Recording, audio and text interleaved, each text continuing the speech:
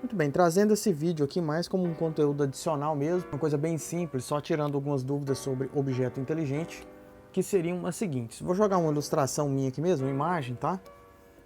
Deixar ela menorzinha assim e vou dar um OK. Quando você cria um novo arquivo no Photoshop, muitas vezes quando você joga ele aqui, ele vem como um objeto inteligente, tá? A não ser que você configure o seu software para ele não trabalhar com isso. Aqui eu estou utilizando a versão atualizada do Photoshop, tá? E essas versões aqui, por exemplo, se eu vier aqui nas preferências e desabilitar essa opção, ele, toda vez que eu jogar as minhas fotografias, imagens, enfim, qualquer coisa que eu jogar aqui, se isso aqui tiver desmarcado, ele vai vir como uma imagem normal, tá? Ele já vai vir rasterizado. E se eu deixar habilitado, ele vem como um objeto inteligente, tá? As versões anteriores também, 2020, 2019, 2014, tá? Todas elas também têm essa opção e você pode habilitar ou desabilitar essa marcação, tá? Para você ter esse controle. Então aqui, como normalmente eu não gosto de trabalhar com o Smart Object, mas isso é uma coisa totalmente pessoal, tá? Cada um tem um caminho aí, um modo de trabalhar. Eu só utilizo esse Smart Object em casos muito específicos, que seriam os seguintes. A primeira coisa que eu vou mostrar é a diferença, né? Como que ele vai se comportar. Que eu tenho o seguinte, eu vou duplicar essa camada, vou deixar essa daqui, menorzinha assim. E essa aqui que é a minha maior, vou deixar ela na camada de cima, colocar ela como Smart. E eu vou clicar com o botão direito e eu vou converter ela para um objeto inteligente. Eu vou deixar ela do mesmo tamanho aqui, ó, desse tamanho, beleza. O que acontece? Se agora eu voltar e ampliar essa daqui bem grandona assim, ó, desse jeito, e der um Enter, observa a qualidade. Agora, eu vou nessa daqui que eu havia convertido, que eu não havia convertido, aliás, para objeto inteligente, eu vou ampliar ela bem grandona. Observa o que vai ocorrer com essa imagem. Viu? Ela perdeu qualidade, tá? Porque o que acontece? O objeto inteligente, ele vai preservar, tá? Todos os detalhes, tá? As configurações da imagem original. E se ela não tiver como objeto inteligente, se ela já estiver rasterizada, se eu jogar ela bem pequenininha, der um Enter, aí ele vai configurar ela dessa forma.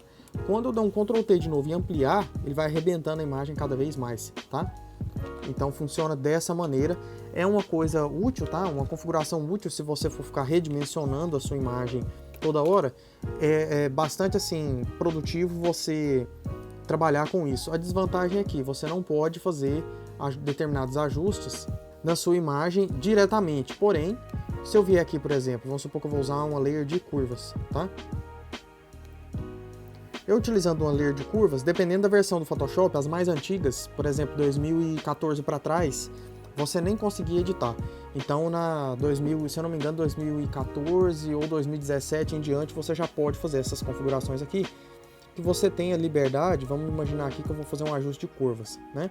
Quero bem forçado assim, só para você visualizar. Observa que ele criou uma camada, tá? Uma espécie de subcamada aqui com o ajuste que eu fiz de curvas incluso. Se eu clico duas vezes aqui no curvas, eu posso reconfigurar ele a hora que eu quiser, tá? E dou um OK e ele vai configurar de novo para mim. Se eu quiser ver antes do efeito, basta eu clicar no olhinho aqui, que ele vai mostrar para mim o antes e o depois, ó. E eu também tenho uma máscara desse ajuste, eu posso apagar em determinado pedaço. Então assim, tem algumas vantagens de você trabalhar com ele e acaba que, de um modo geral, você sai bastante no lucro, tá? Utilizando essas camadas. Ah, por que você não gosta então? Costume, tá? É só costume mesmo de trabalhar sem ele. Mas eu recomendo você explorar essas funções. Ah, e se eu quiser editar a imagem diretamente, eu teria que rasterizar ela? Ou você pode rasterizar, ou você clica duas vezes na imagem, vai abrir uma nova imagem para você, aí você edita ela aqui por dentro, fecha, salva e a hora que você voltar ele vai fazer o ajuste permanente. Exemplo, vamos imaginar que você fez um texto, tá? Isso aqui é útil para texto. Vamos supor aqui que eu tenho escrito aqui texto, vou deixar ele bem grandão. E eu quero modificar esse texto aqui sem alterar ele, tá? Eu recomendo você clicar com o botão direito, converte para Smart Object. É uma das boas funções para você fazer isso, tá? E agora você pode dar um Ctrl T aqui e deformar ele livremente, certo? Você pode até dar o Warp para distorcer esse texto aqui da forma que você desejar. E ele é editável. Se você clica aqui e agora modifica, vamos imaginar, vou mudar testa, né? E agora eu fecho, salvo, a hora que eu voltar aqui, ele mudou para mim, tá? O meu texto ali, ele altera, fica em tempo real aqui, editável. Você pode configurar aqui, digitar. Opa, tem que clicar na imagenzinha. Você pode clicar aqui, digita o que você quiser, fecha, salva e ele volta a ser editável para você. Isso aí é muito útil, certo? E aí, se você quiser adicionar mais efeitos, mais ajustes, por exemplo, matiz e saturação, eu quero deixar essa letra aqui colorida. Clica aqui em Colorize, aumenta isso aqui, muda a cor para a forma que você desejar, tá? E aí tá feito aqui, ele cria uma subcamada aqui para você com o efeito. Então o objeto inteligente seria para esses casos, tá? Para você ter aí um resguardo da camada. E também é útil para a questão se você estiver ampliando e diminuindo aí a sua imagem.